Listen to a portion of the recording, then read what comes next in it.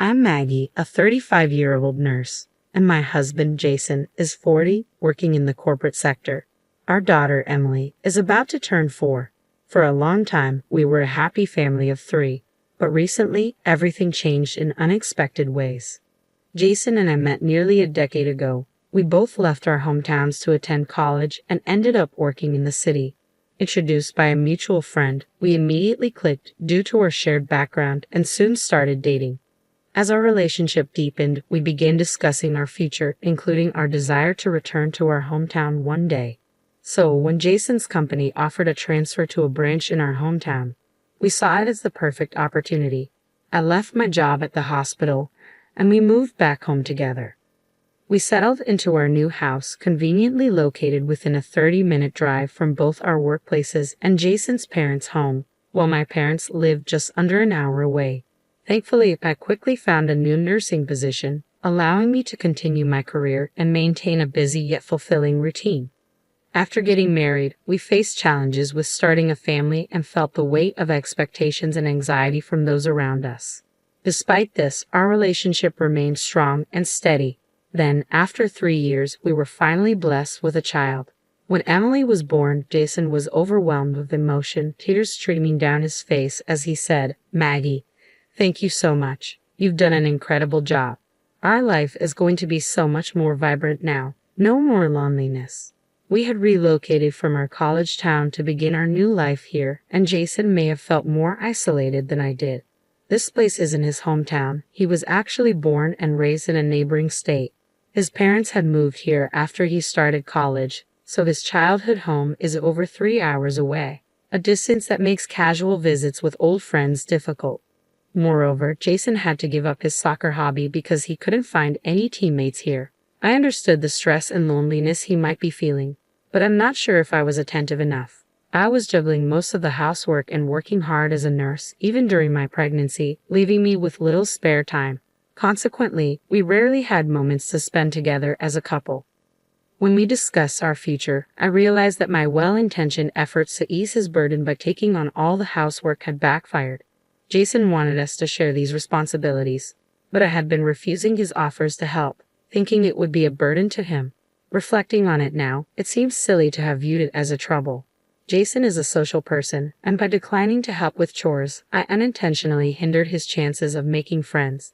To address this, I spoke with my boss about being exempt from night shifts for a while so we could spend more time together. I was prepared to change jobs if necessary, but my request was granted without much resistance.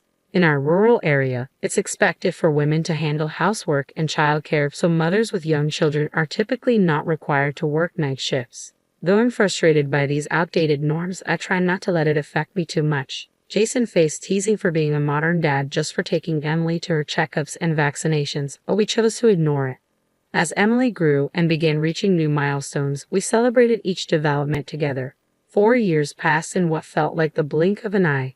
However, recently, I've become increasingly concerned. Jason's behavior has grown strange and distant. When I try to talk to him, he either ignores me or responds with short, disinterested answers.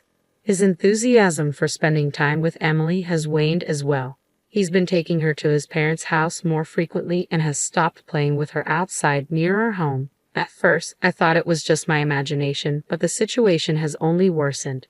Jason has ceased doing any housework or helping with childcare and has been isolating himself in his room. He's been coming home late during the week and going out aimlessly on weekends.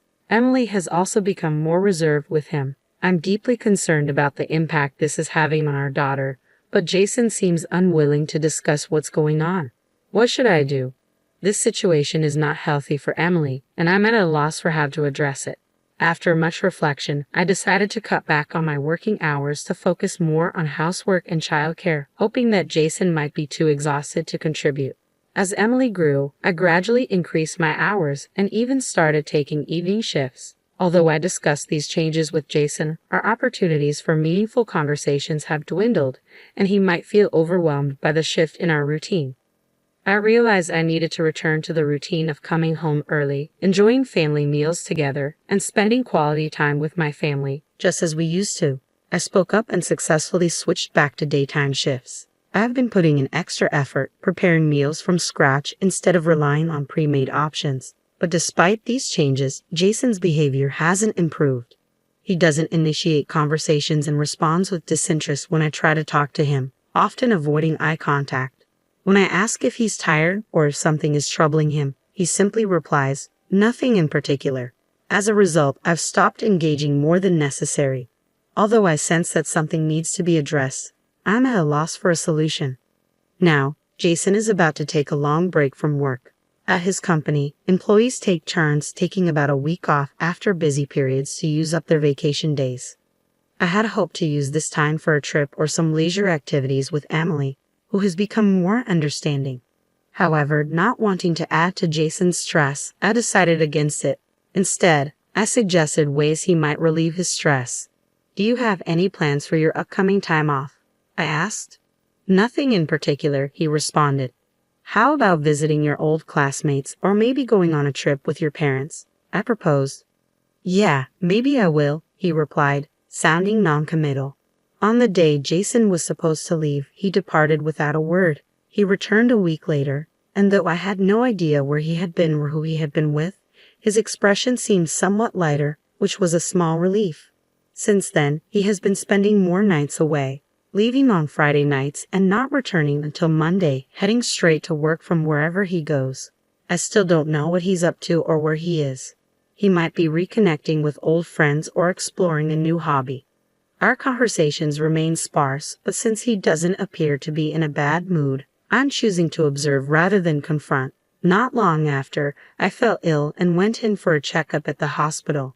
At work, my blood test results came back concerning, leading to further testing, which revealed a malignant tumor. I felt a strange sense of relief that it was caught early due to a routine check. The doctors believe it can be removed with endoscopic surgery, but I was still deeply disheartened. When I told Jason about the diagnosis and the upcoming surgery and hospitalization, he barely glanced up from his phone and simply said, "I see." His indifferent reaction left me at a loss for words. I managed the housework and packed my belongings for the hospital up until the day before my admission. Meanwhile, Jason took Emily and went back to his parents' house, saying he would be working from there and wouldn't be home for a while.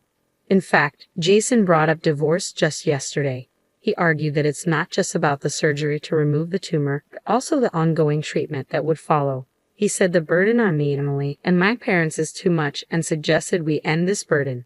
His words struck me deeply, and I was too exhausted to argue. After my discharge, I contacted my in-laws, and they pressured me to finalize the divorce. They told me, "We'll take Emily, just pay child support. Please expedite the divorce. Jason is sending the divorce papers and instructed me to sign them as soon as they arrive." I had hoped Jason would bring Emily back, but they have refused to send her home. I'm unsure if Jason is even at his parents' house, as he won't answer the phone. I was going about the housework in a daze, but something felt distinctly wrong. The mess was overwhelming, even for an empty house. Had Jason come back? As I cleaned his room, I stumbled upon a disturbing discovery: women's loungewear. My worst fears were confirmed.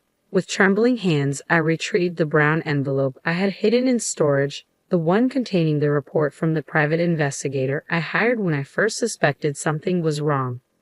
I had received the report a few days earlier but had been too afraid to look.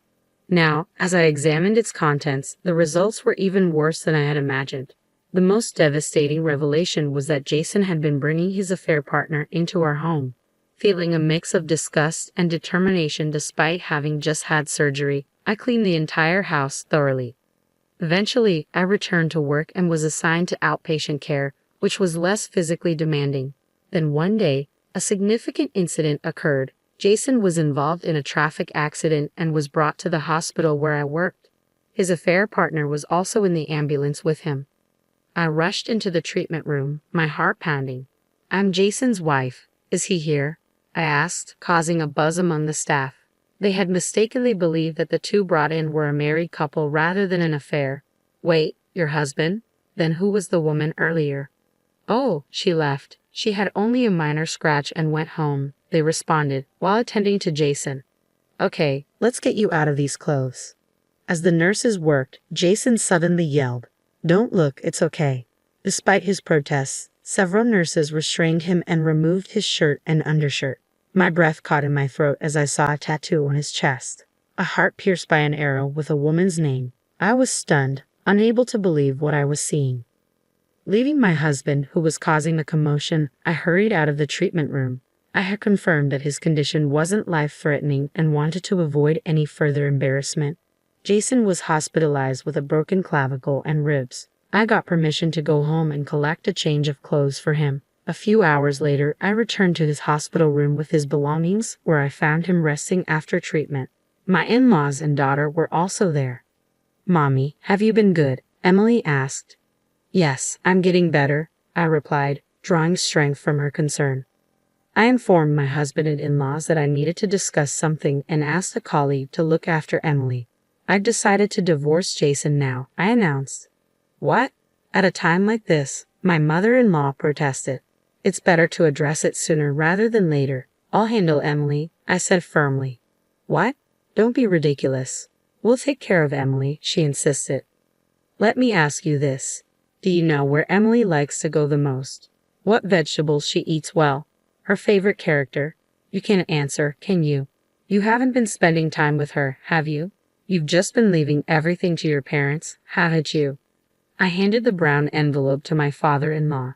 As he reviewed its contents, my in-laws went pale but managed to maintain their composure. They must have already known about their son's affair. "I will take custody of our daughter," I declared firmly. "You two will not be involved with her ever again." "You can't just deny us access to her," my mother-in-law argued.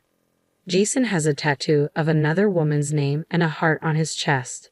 Is that the behavior of a suitable father?" I said, unmoved by their protests. My in-laws, seemingly unaware of the tattoo, were visibly shaken, but I continued without hesitation. I brought up the disarray in the house and the women's loungewear I had found. It's absolutely unforgivable that he brought his affair partner into our home while I was hospitalized. I held them equally responsible for turning a blind eye to their son's actions and neglecting his daughter. I intend to fight for custody, demand child support, and seek alimony from both Jason and his affair partner, I stated resolutely. I cannot entrust my daughter to a father who abandons her for an affair. My mother-in-law attempted to defend themselves, probably claiming they had been caring for Emily properly, but I ignored her. "If you want mediation or a court battle, go ahead. But be aware, it might become public knowledge that Jason's affair is the cause." The divorce was soon finalized, and I gained custody of Emily. We relocated to start fresh. It turns out Jason's affair was more complicated than initially known. It was a case of double adultery. He's now being sued for alimony by his affair partner's husband. In our small town, the gossip quickly spread, and Jason has found himself in an uncomfortable position at work. He can't resign due to the ongoing alimony and child support payments. Interestingly, since Jason had no savings, his father extended his retirement, and his mother took on a part-time job to help financially. "Since tomorrow is a day off, let's go out, Emily. Where would you like to go?" I asked. "I want to see the elephants," she replied excitedly. "Then let's head to the zoo and enjoy something delicious on the way back," I suggested. "Yay!" Emily cheered. "My health has improved, and I'm enjoying a peaceful life with my daughter."